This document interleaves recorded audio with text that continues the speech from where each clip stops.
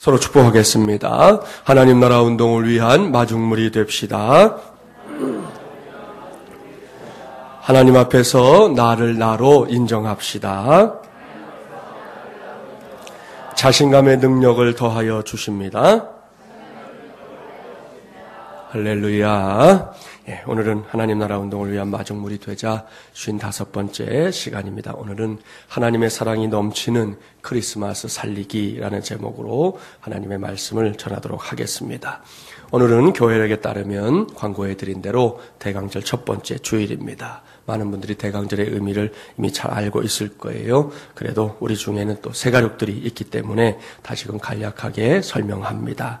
대강절은 예수 그리스도의 탄생일로 지켜지는 이 성탄절이 되기 전에 이 4번의 주일을 포함해서 지켜지는 교회의 절기입니다. 대강절은 이제 대림절이라고도 부르는데요. 이 절기는 서방교회에서 4세기부터 지켜왔습니다. 부활절 이전에 우리가 준비하기 위해서 사순절이라고 하는 그런 시간을 보내는 것처럼 이 성탄절 전에도 대강절을 통해서 성탄절을 준비하는 시간을 갖는 것입니다.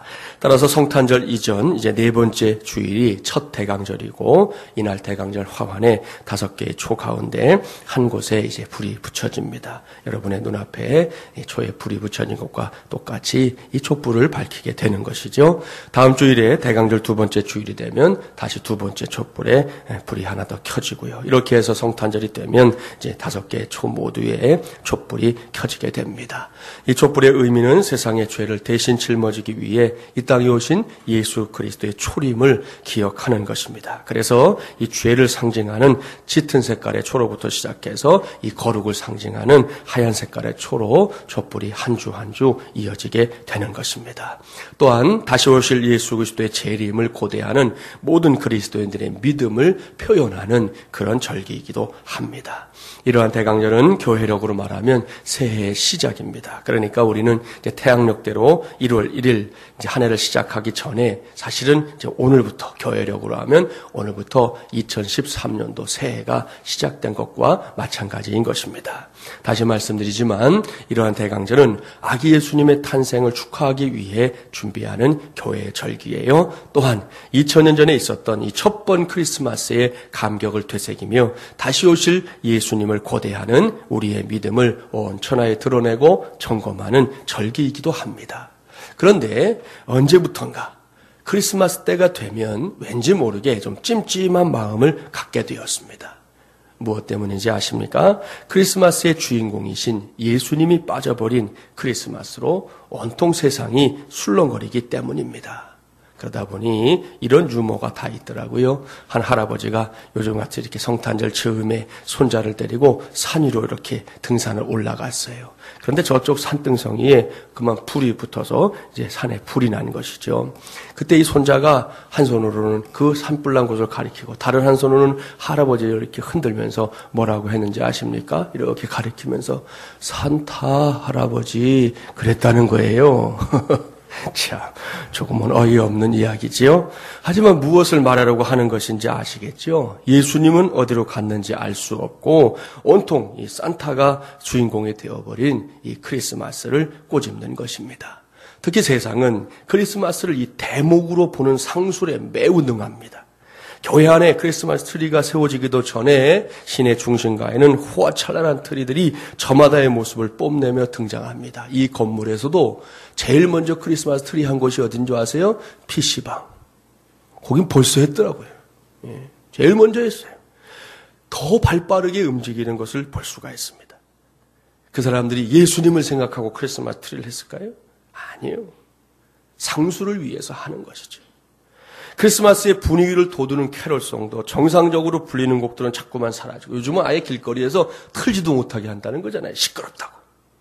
예전 같으면 뭐 명동 거리 나가면 이 크리스마스 관련된 캐럴들이 계속 흘러나왔는데 이제는 그것도 소음이라고 틀지 마라.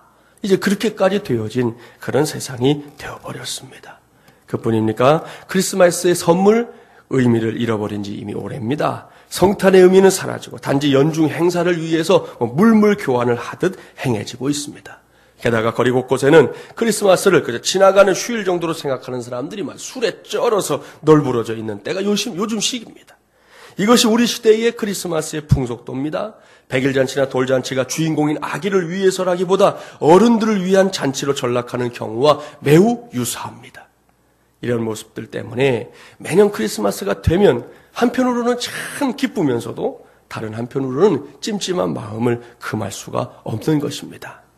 이러한 현실을 전제로 오늘 저는 여러분과 함께 하나님의 사랑을 주제로 하는 성탄의 메시지를 나누려고 합니다. 그리고 거기서 또 하나의 하나님 나라 운동을 위한 마중물이 되는 길을 찾아내려고 합니다. 먼저 성탄의 의미를 놓고 여러 가지를 이야기할 수 있을 겁니다. 성탄은 하나님이 인간의 몸을 입고 세상에 오신 사건, 곧 성육신 사건이다 강조할 수 있습니다.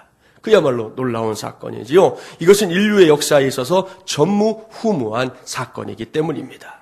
또한 성탄을 하나님의 이 구속사의 출발점으로 이해할 수도 있습니다. 인류를 구원하기 위한 하나님의 열정이라고 표현할 수도 있겠고요. 그 외에도 말구유에 오신 예수님을 겸손의 표상으로 말할 수도 있고 성령의 역사를 설명하는 신뢰가 되기도 합니다. 이렇듯 많은 주제로 성탄을 생각할 수 있을 겁니다. 그러나 오늘 저는 성탄의 의미를 하나님의 사랑이라는 주제로 함축시키고 거기에만 집중하려고 합니다. 따라서 여러분도 오늘은 성탄의 의미를, 아기 예수님의 탄생을 하나님의 그 사랑이라는 관점에서 함께 바라보고 함께 이해하는 시간이 되기를 바랍니다.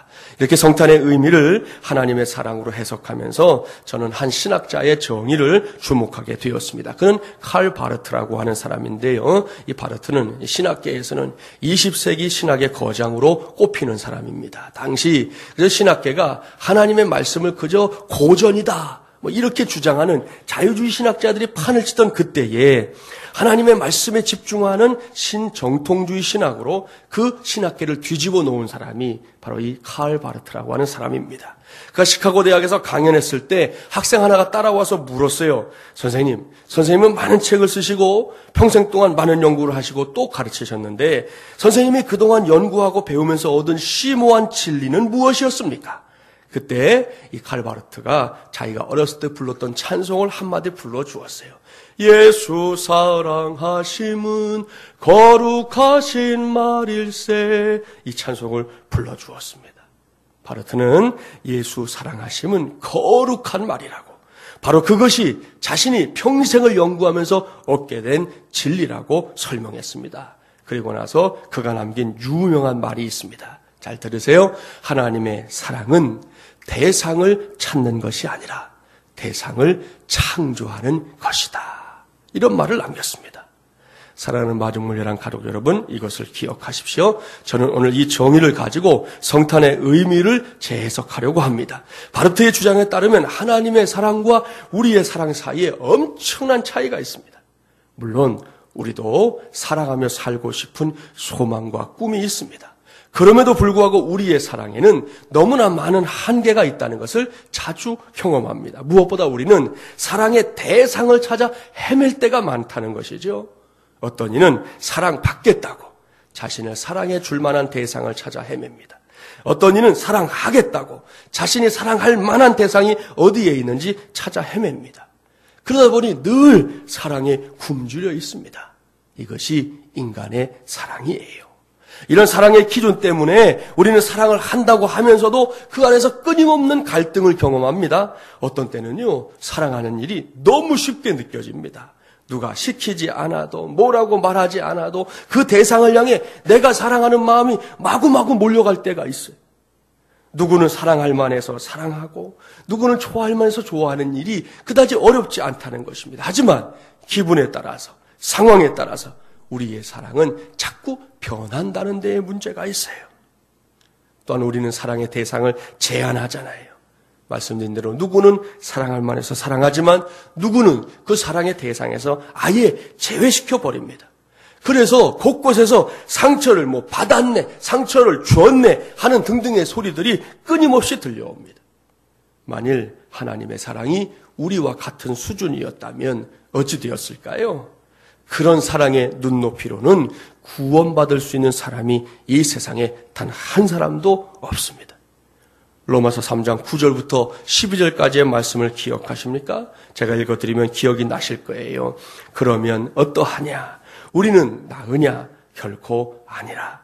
유대인이나 헬라인이나 다 죄 아래에 있다고 우리가 이미 선언하였느니라. 기록된 바 의인은 없나니 하나도 없으며 깨닫는 자도 없고 하나님을 찾는 자도 없고 다 치우쳐 함께 무익하게 되고 선을 행하는 자는 없나니 하나도 없도다. 그야말로 최후의 선언입니다. 이 세상 천지 어디에도 하나님께서 보실 때에 단 한 사람의 의인도 없다는 것이 최후의 판결이라는 것입니다. 이 말씀은 오늘의 말씀과 자연스럽게 연결지어집니다. 만일 하나님의 사랑이 우리의 사랑처럼 대상을 찾아 헤매는 사랑이었다면 이 세상에는 그 사랑을 받을 만한 대상이 단 한 사람도 없다는 선언입니다. 그렇습니다. 하나님께서 사랑할 만한 존재가 이 세상에 있는지 직접 살펴보셨지만 그 결과는 nothing이었어요. 만일 하나님의 사랑이 이 정도였다면 이 세상은 분명히 구원이 아닌 멸망으로 끝났을 것입니다. 하지만 감사하게도 하나님의 사랑은 그 정도가 아닙니다. 다시금 하나님의 사랑에 관한 정의를 꼭 기억해 주십시오. 하나님의 사랑은 대상을 찾는 것이 아니라 대상을 창조하는 것이다. 그렇습니다. 이것이 하나님의 사랑입니다. 그 사랑은 기다리는 사랑이 아닙니다. 창조적인 사랑입니다. 그 사랑은 대상을 찾아 헤매는 사랑이 아닙니다. 사랑할 대상을 창조해버리는 사랑이라는 거예요. 하나님은 이 세상을 그렇게 사랑하기로 작정하셨습니다. 이 세상 그 누구도 하나님의 사랑을 받을 만한 대상이 될 수 없었기 때문에 하나님은 이 세상과 그 안에 거하는 사람들을 당신이 사랑해야 할 만한 대상으로 새롭게 창조해버린 것입니다. 그것을 증명하는 사건이 뭐냐? 바로 아기 예수님의 탄생이에요. 그렇습니다. 2000년 전 베들레헴 말구에 의해서 하늘을 울리는 울음으로 이 세상에 태어나신 아기 예수님은 결코 우연히 이 세상에 오신 것이 아닙니다. 그의 탄생은 하나님의 메시지를 담고 있어요. 그 메시지는 아기 예수님께서 탄생하신 그 시점부터 하나님께서 온 인류를, 온 세상을 새로운 사랑의 대상으로 창조하셨다는 것입니다. 아기 예수님은 그 사실을 증거하기 위해 우리와 똑같은 모습으로 이 세상에 태어난 것입니다. 오늘의 말씀을 보세요. 동일한 사실을 증거합니다. 본문 31절, 32절 함께 봉독해 볼까요? 31절, 32절입니다. 그런즉 이 일에 대하여 우리가 무슨 말 하리요? 만일 하나님이 우리를 위하시면 누가 우리를 대적하리요? 자기 아들을 아끼지 아니하시고 우리 모든 사람을 위하여 내주신 이가 어찌 그 아들과 함께 모든 것을 우리에게 주시지 아니하겠느냐? 아멘. 사도 바울은 하나님께서 우리를 위해서 행하신 가장 큰 일이 있다고 증거합니다. 그것이 무엇입니까? 그것은 인류를 사랑의 대상으로 창조하기 위해, 새롭게 창조하기 위해 자기의 아들을 아끼지 않고 모든 인류를 위해 세상에 내어주셨다는 것입니다. 이 놀라운 말씀 중에서 하나님이 우리를 위하시면 이라는 말씀을 주목하기 바랍니다. 세상에서도 한 사람이 다른 한 사람을 사랑하게 되면 그 두 사람 사이에서 일어나게 되는 사건 중에 으뜸은 서로를 위하게 된다는 것이에요. 말 하나, 생각 하나, 움직임 하나, 눈빛 하나, 마음 하나하나에서 서로가 상대방을 위하고 있다는 사실을 이제 알게 될 때 비로소 이 두 사람 사이에서 사랑이 무르익게 되는 거 아닙니까? 대학가에 한때 이런 농담이 유행할 때가 있었어요. 잘생긴 남학생과 못생긴 여학생이 지나가면 사람들이 수군거린다는 거죠. 야야야야, 저거 봐라. 저 여자네 아버지가 재벌인가 봐. 그렇게 말한다는 거예요. 그런데 잘생긴 여학생과 못생긴 남학생이 걸어갈 때는 이렇게 말한다는 거죠. 쟤 고시 패스했나 봐. 그렇게 말하고요. 못생긴 여학생과 못생긴 남학생이 지나가면 이렇게 말합니다. 야, 쟤네들 진짜 사랑하나 봐. 그렇게 말한다는 거잖아요. 이런 이야기는 다분히 세태를 꼬집는 이야기입니다. 그러나 이런 이야기를 만들어내는 사람들이 뭔가를 몰라도 단단히 모르는, 나아가서 착각하고 있는 중요한 대목이 있어요. 그것은 앞에 지금 제가 소개해드린 이 세 커플들이 모두 그런저런 이유 때문에, 말씀드린 대로 뭐 아버지가 재벌이고 고시에 패스했고 뭐 이런 것 때문에 붙어 다니는 것이 아니라 서로가 상대방을 위하게 되었기 때문에 붙어 다니게 된 것이라는 사실, 그것을 모르고 있다는 것이에요. 그렇습니다. 이것이 바로 사랑의 힘입니다. 이러한 사랑의 힘이 일단 발휘되고 나면 사람들이 생각하는 그런 조건들은 더 이상 서로를 사랑하냐 마냐 하는 이유가 되지 못합니다. 그냥 사랑하고 있는 것이에요. 아무런 이유가 없어요. 둘 중에 한 사람이 왜 날 사랑하느냐고 물으면 대답은 하나뿐이라니까요. 그냥. 너 왜 나 사랑하는데? 그냥. 이미 끝났어요. 마음이 다 넘어갔다고요. 그러니까 다른 이유가 필요 없다는 것이죠. 그리고 이렇게 사랑하게 되면 서로에게 해주는 말, 듣는 말, 상대방을 향하는 모든 행동들이 다 나를 위한 것, 나를 염려하고 나를 배려해서 해주는 것이라는 사실을 자연스럽게 알게 되는 것입니다. 사랑하는 마중물이라는 가족 여러분, 이것이 성탄의 참된 의미입니다. 하나님은 우리를 위하는 사랑으로 우리를 찾아오셨습니다. 그 사랑을 온전하게 이루기 위해 저와 여러분을 사랑의 대상으로 창조하기 위해 하나님은 너무나 큰 희생을 자청하셨습니다. 사실 하나님에게 우리를 사랑하셔야만 할 의무는 없습니다. 그 크고도 놀라운 사랑의 품을 박차고 나온 것은 인간들이기 때문이에요. 하나님은 단 한 번도 우리를 멀리하신 적이 없습니다. 늘 인간들이 하나님을 멀리했습니다. 아담과 하와 이후 그들의 범죄 이후 인류의 역사는 어떻게든 하나님을 멀리하거나 하나님을 제외시키는 시간들로 이어져 왔습니다. 따라서 이런 세상을 위해 굳이 하나님께서 어떤 수고를 하실 필요는 없었습니다. 그런데도 하나님은 하셨습니다. 그냥 세상을 사랑하셨습니다. 그 안에 거하는 사람들을 극진하게 사랑하셨습니다. 사랑하면 눈이 먼다고 하잖아요. 하나님이 딱 여기에 해당되는 분입니다. 마태복음 18장 21절 말씀을 보면 베드로가 질문해요. 주여, 형제가 내게 죄를 범하면 몇 번이나 용서하여 주리이까? 7번까지 하오리이까? 그때 주님께서 대답하셨죠. 7번뿐만 아니라 7번을 70번씩이라도 할지니라 하셨습니다. 여러분, 과연 이것이 가능할까요? 한 대상을 두고 7번을 70번씩이나 용서하고 사랑하는 게 가능하냐는 거예요. 참으로 어려운 질문입니다. 베드로의 질문처럼 그저 7번만이라도 용서하고 사랑할 수 있다면 그것도 대단한 일이에요. 쉬운 일 아닙니다. 그렇다면 왜 예수님께서는 이렇게 어려운 일을 우리에게 하라고 하시는 걸까요? 하나님의 사랑이 그와 같기 때문입니다. 도무지 할 수 없을 것 같은, 아니 해서는 안 될 것 같은 용서와 사랑이 바로 하나님의 것이기 때문입니다. 그렇습니다. 사랑의 눈이 먼 하나님께서 이 세상을 그렇게 사랑하셨습니다. 누가 뭐라 했지만 그분은 괴념치 않았습니다. 그저 사랑하셨습니다. 그렇게 하면 인간의 버릇이 없어진다고 말하는 그 누군가가 있었을지도 모르겠습니다. 하지만 하나님의 사랑은 오히려 더 뜨겁게 타올랐습니다. 결국은 너무나도 아끼고 아끼는 하나뿐인 아들 예수님을 세상에 보내셨습니다. 이 세상이 사랑받을 만한 대상이어서가 아닙니다. 결코 사랑할 수 없는 대상이지만 도리어 심판받아 마땅한 세상이지만 이 세상을 사랑할 만한 대상으로 새롭게 창조하기 위해 바로 그곳에 가장 사랑하는 아들 예수님을 보내신 것이에요. 이것이 성탄의 은총입니다. 사랑하는 여러분, 진지하게 묻겠습니다. 여러분이 정말 예수 믿는 사람들이고 오늘도 하나님을 예배하기 위해서 이른 아침 이곳에 찾아왔다고 하니 여러분에게 묻겠습니다. 그 사랑을 알고 있습니까? 그 사랑을 깊이 생각하면서 2012년도 성탄절을 기다리고 있는 것입니까? 여러분 스스로 제발 좀 진지하게 물어보세요. 대충대충 묻는 거 말고 정말 여러분의 신앙을 전제하고 내가 하나님 앞에 서 있다고 생각하고 하나님이 내게 물으시는 질문 앞에서 우리 스스로 한번 질문해 보자는 거예요.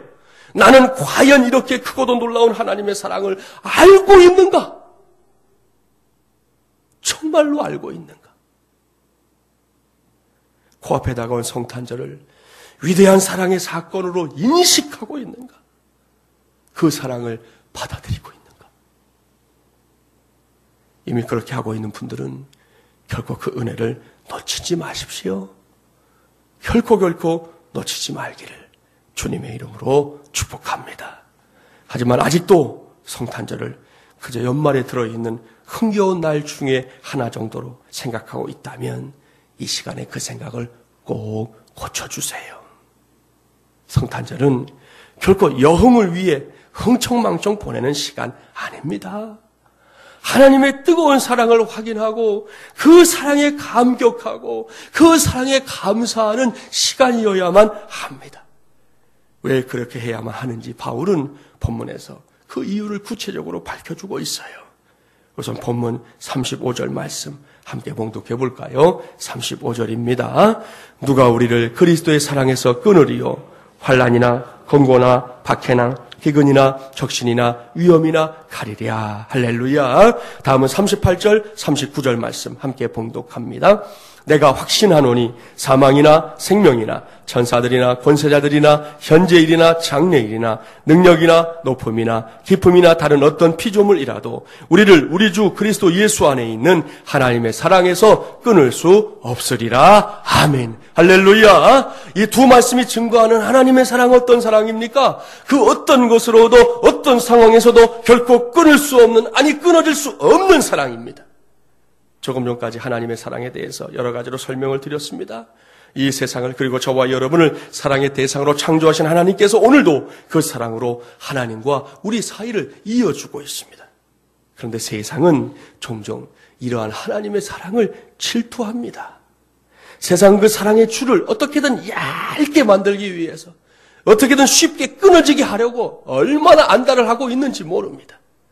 바울이 나열한 것들을 하나씩 살펴보세요. 환난, 곤고, 핍박, 기근, 적신, 위험, 칼, 사망 등등. 여러분, 그런 것들이 우리의 인생 가운데 찾아온단 말이에요. 어느 것 하나 마음 편한 게 없어요. 할 수만 있다면 도망치고 싶은 것들 뿐입니다. 가능하다면 그저 지나갔으면 하는 바람이 간절한 것들입니다. 저 세상은 이런 것들을 가지고 하나님과 우리 사이에 맺어져 있는 이 견고한 사랑의 줄 사이에서 우리를 이간질하려고 얼마나 애를 쓰는지 모릅니다. 하나님께서 우리를 사랑하신다는 거 새빨간 거짓말이라고 속삭입니다. 그런 속임수에 빠져 세월을 허송하지 말라고 꼬드깁니다. 그럴싸하지 않습니까? 사도 바울은 이런 일이 있어서 많은 경험을 가진 사람이었어요. 바울이 하나님의 사랑 때문에 감수해야 했던 어려움 한두 가지가 아니었습니다. 바울은 가는 곳곳에서 가진 어려움과 고난을 당해야 했습니다. 그가 당했던 일들 역시 살펴보면 하나같이 도망치고 싶은 것들 뿐이에요. 억울하게 얻어맞은 매가 얼마입니까? 당하지 않아도 되었던 고난이 얼마입니까? 그런데 바울이 이러저러한 일들을 겪으면서 깊이 깨달은 것이 있습니다. 그것은 이 세상 어떤 고난이나 역경도, 아픔이나 고통도 하나님의 그 사랑으로부터 나를 끊어지게 할 수는 없더라. 그것을 깨닫습니다. 고린도후서 1장 8절 9절 한번 찾아볼까요? 신약 286쪽입니다. 본문을 책갈피 해놓으시고 고린도후서 1장 8절 9절을 보겠습니다. 286쪽. 두 절 말씀만 우리 함께 봉독해 보겠습니다. 함께 봉독합니다. 형제들아, 우리가 아시아에서 당한 환난을 너희가 모르기를 원하지 아니하노니 힘에 겹도록 심한 고난을 당하여 살 소망까지 끊어지고 우리는 우리 자신이 사형 선고를 받은 줄 알았으니 이는 우리로 자기를 의지하지 말고 오직 죽은 자를 다시 살리시는 하나님만 의지하게 하심이라. 아멘. 할렐루야. 보십시오. 여기에 바울이 당했던 어려움들이 있습니다. 그에게는 살 소망까지 끊어져 버리는 역경의 순간이 있었습니다. 이런 말이죠. 이젠 영락없이 죽었구나. 이젠 정말 끝이구나. 그렇게 생각했다는 것입니다. 그런데 그때 바울이 깨닫습니다. 모든 것이 다 끝난 줄 알았는데, 모든 소망이 다 끊어진 줄 알았는데 자신에게 여전히 남아있는 것이 하나 있었습니다. 그것은 죽은 자도 다시 살리실 수 있는 하나님, 그 하나님과 나 사이에 연결되어 있는 너무나도 튼튼한 사랑의 줄이었습니다. 이 줄만큼은 어떠한 상황에서도 결단코 끊어지지 않는 영원한 것이었습니다.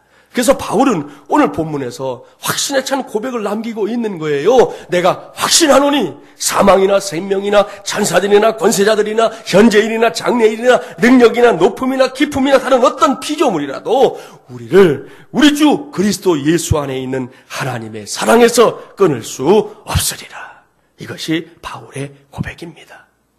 이제는 이 세상 그 무엇으로도 결코 끊을 수 없는 그 놀랍고 위대한 하나님의 사랑을 내 자신의 삶 속에서도 직접 확인하고 목격하는 저와 여러분, 그리고 이번 성탄절이 되기를 주님의 이름으로 축복합니다. 서로 축복해 주시죠. 당신은 하나님의 사랑의 대상입니다. 하나님의 사랑의 줄은 결코 끊어지지 않습니다. 할렐루야. 다음으로 하나님의 사랑, 어떤 사랑일까요? 하나님의 사랑은 우리로 하여금 세상을 상대로 넉넉히 이기도록 역사하는 사랑입니다.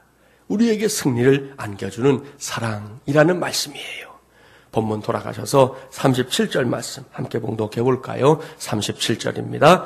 그러나 이 모든 일에 우리를 사랑하시는 이로 말미암아 우리가 넉넉히 이기느니라. 아멘. 이 말씀 꼭 기억하십시오.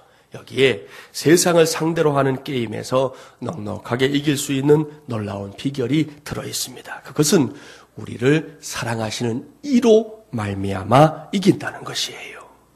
이 원리를 기억하십시오. 이것이 하나님의 식입니다. 이 식을 붙잡을 때 저에게도 여러분에게도 우리 교회에게도 승리가 주어지는 것입니다. 우리 모두가 이미 경험했고 알고 있는 대로 저 바깥 세상은 나 혼자의 만용으로 이길 수 있는 그런 세상이 아닙니다. 우리 중에는 세상의 쓴맛을 이미 경험한 분들도 있고 그렇지 못한 분들도 있을 거예요. 그 경험 여부를 불문하고 세상은 결코 만만하지 않습니다. 우리가 어깨 한번 딱 주면 세상이 겁먹어 준다고 생각하면 그건 오산이에요. 도리어 세상은 콧방귀를 낄 것입니다. 때로는 세상이 우리를 가지고 놀려고 할 거예요. 따라서 세상을 여러분 개인의 힘으로 이겨보겠다는 만용을 당장 포기해야 합니다. 그 정도는 내가 얼마든지 할 수 있다는 생각을 내려놓으십시오. 우리가 세상을 이기는 길은 하나뿐입니다. 결코 끊어지지 않는 사랑으로 우리를 사랑하시고 인도하시는 하나님을 통해서만, 그로 말미암아 세상을 이길 수 있는 것입니다. 그것도 넉넉히 이긴다고 오늘 성경은 우리에게 약속하고 있습니다. 여러분, 이게 진짜 승리예요. 이 승리가 대강절 첫째 주일을 맞아 예배하는 저와 여러분, 우리 모두의 것이 되기를 간절히 바랍니다. 이것이 하나님의 사랑이 가진 위대한 힘이기 때문이에요. 제게는 사랑을 이야기하다 보면 꼭 떠오르는 이야기가 하나 있어요. 여러 해 전에 저에게는 은사이기도 하신 곽선희 목사님께서 서만교회에서 목회하다가 겪은 이야기예요. 한 청년이 어느 날 곽 목사님을 찾아왔습니다. 그는 전과 7범으로 안양교도소에서 복역하고 이제 막 나온 한 청년이었습니다. 당시 곽 목사님께서 가끔 안양교도소에 가셔서 재소자들에게 이제 세례를 베풀었었는데 그때 이 청년이 목사님께 세례를 받았다는 것입니다. 그런 청년 하나가 출소해서 목사님을 찾아온 것이지요. 그런 대뜸 목사님에게 내가 이제 먹고 살아야 되니까 직장을 좀 소개해 주십시오 라고 이야기했습니다. 그러니 목사님께서 그 사람이 사실 누군지도 모르고 그 많은 사람들 중에서 기억이 나겠어요? 누군지도 모르고 전과가 7범이나 되니 어느 직장의 목사님이라고 해서 쉽게 소개할 수가 있겠습니까? 그래서 대답을 하지 못하고 잠시 망설였는데 그 청년이 갑자기 몸부림을 치며 소리를 쳐댔습니다. 내가 이럴 줄 알았다고요. 목사님도 교회도 사랑을 외치고 사랑을 부르지만 사랑은 없습니다. 이 세상에서 사랑은 사치일 뿐입니다. 우리 어머니는 나를 낳아서 고아원에 내다버렸습니다. 지금은 어디에서 사는지도 모릅니다. 자기 자식 내버리는 그런 세상 아닙니까? 내가 거기서 자랐고 14살 때 담장을 넘어 도망해서 오늘까지 이렇게 방탕하며 방황하다 보니 전과 7범이나 되었다고요. 이렇게 살았는데 사랑이 어디 있단 말입니까? 쓸데없는 소리 하지 마세요. 사랑은 없습니다. 청년의 울부짖음이 계속됐습니다. 상황이 이렇게 되자 목사님도 당황하셨어요. 그러나 그렇게 넘어가면 안 되잖아요. 잠시 후 침착하게 그 청년을 붙들고는 목사님이 이야기를 시작했습니다. 이 친구야, 잘 생각해보자. 다른 사람들은 자기 자식이기 때문에 먹이기도 하고 입히기도 한다. 그러나 너와는 아무 상관도 없는 사람이 너에게 젖을 먹였어. 내 기저귀를 갈아채웠다. 네가 모르는 사이에 너는 너와 아무 상관도 없는 사람들의 사랑을 받고 내가 살아난 것이고 건강하게 자랐고 네가 한번 농사한 일이 없었지만 오늘까지 먹고 살지 않았니? 이래도 사랑이 없다는 거니? 너는 다른 사람이 받지 못한 특별한 사랑을 받은 거야. 나는 그렇게 생각한다. 목사님이 말씀을 하니까 이 말씀을 귀담아 듣던 청년의 마음이 흔들리기 시작했습니다. 어린 시절 고아원 원장님을 생각하고 자라기를 사랑해 주었던 이 자원봉사자들, 아주머니들을 한 번 한 번 생각하더랍니다. 그러더니 마침내 목을 놓고 울었습니다. 목사님, 그동안 제가 잘못 생각하며 살았습니다. 정말 저는 사랑을 많이 받았군요. 제가 그 받은 사랑을 알지 못하고 살아서 이렇게 방탕한 인생이 된 거 정말 너무 후회됩니다. 그렇게 말하고는 죄송합니다 하고 그 자리에서 일어나더래요. 목사님이 물었어요. 직장은 어떻게 하냐? 그랬더니 그 청년의 대답이 기가 막혀요. 목사님, 상관없습니다. 이 세상에 사랑이 있다는 것을 알았으니, 나를 사랑하는 분이 있다는 것을 알았으니 이젠 아무 문제 없습니다 하고는 90도로 인사를 하고 목사님의 사무실을 빠져나가더라는 거예요. 그 모습을 보면서 목사님도 그날 크게 감격했다고 합니다. 사랑하는 마중물이란 가족 여러분, 이 청년의 고백을 잊지 마십시오. 비록 그의 처지는 안타깝습니다. 아직도 무엇인가가 해결되지 못한 상태입니다. 여전히 사방팔방이 다 막힌 것 같아요. 그러나 그는 확인했습니다. 자신이 사랑을 받되 특별한 사랑을 받은 대상이라는 것을 확인했습니다. 그래서 그는 말할 수 있었어요. 상관없습니다. 이 세상에 사랑이 있다는 것을 알았으니, 나를 사랑하는 분이 있다는 것을 알았으니까 이젠 아무 문제도 없습니다. 이제는 이 청년의 고백이 2012년 크리스마스를 맞이하는 저와 여러분 모두의 고백이 되기를 바랍니다. 우리는 종종 무엇 때문인가 힘겨워합니다. 무너져버린 자신의 꿈과 비전 앞에서 망연자실해하는 사람들 있습니다. 다시금 추스르기에는 너무 늦었다고 생각하고 자포자기하는 이들도 있습니다. 오늘도 하루 먹고 살 고민과 갈등 속에서 허덕이는 사람들이 있어요. 스스로의 존재의 가치를 형편없는 것으로 여기고 그 열등감에 몸부림을 치는 사람들도 있습니다. 그런가 하면 조금 이룬 것 때문에 자고하고 그것만을 자랑거리로 삼고 살아보려고 애쓰는 사람들도 있습니다. 어떤 이들은 당장 내 눈앞에서 이루어지지 않고 있는 일들 때문에 너무나도 고통스러워합니다. 오랫동안 기도했는데도 내 기도가 응답되지 않는 것 같아서 안절부절 어쩔 줄 몰라 하는 사람들도 있습니다. 이외에도 여러 가지 이유 때문에 스스로 패배자의 자리를 선택하는 사람들이 있습니다. 하지만 이 시간에 반드시 기억하십시오. 우리에게는 하나님의 사랑이 있습니다. 이 사랑은 이 세상에서 가장 위대한 사랑입니다. 나를 사랑하시되 하나뿐인 독생자를 세상에 보내시고 또한 그 독생자를 십자가라는 최고의 고통스러운 형틀에까지 내어주신 그런 분의 사랑입니다. 그분의 사랑이 바로 여기에 있습니다. 이 성탄의 은총 한가운데에 있습니다. 그 사랑이 오늘 나를 주목하고 있어요. 그 사랑이 지금 이 시간도 나를 두르고 있습니다. 그 사랑이 오늘 우리에게 새로운 용기와 힘을 불어넣고 있습니다. 그런데 무엇이 문제입니까, 여러분? 하나님의 사랑이, 그 창조적인 사랑이 다름 아닌 바로 나를 위한 사랑이랍니다. 그렇다면 왜 주저앉아 있습니까? 바울의 고백입니다. 그러나 이 모든 일에 우리를 사랑하시는 이로 말미암아 우리가 넉넉히 이기느니라. 여기까지가 바로 창조적인 사랑입니다. 다가오는 크리스마스를 앞두고 온통 세상에 술렁거리고 있는 이 시간에 우리 모두 그 사랑을 기억합시다. 그 사랑을 확인합시다. 하나님의 사랑은 결코 대상을 찾아 헤매는 사랑이 아닙니다. 어차피 사랑받을 만한 대상이 없는 세상을 하나뿐인 아들의 목숨과 맞바꿔서 사랑을 받을 만한 세상으로 창조하신 것이 하나님의 사랑이에요. 그 사랑은 어떤 상황, 어떤 경우에도 끊어지지 않습니다. 또한 그 사랑은 오늘도 그 사랑을 신뢰하고 그 사랑을 있는 그대로 받아들이는 이들에게 넉넉한 승리를 약속하고 있습니다.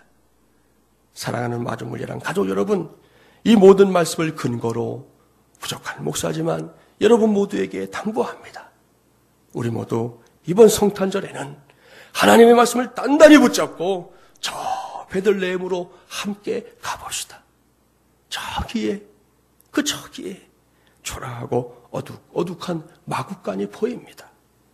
그 안에 그리 크지 않은 말구유 위에 아기 예수님도 보입니다.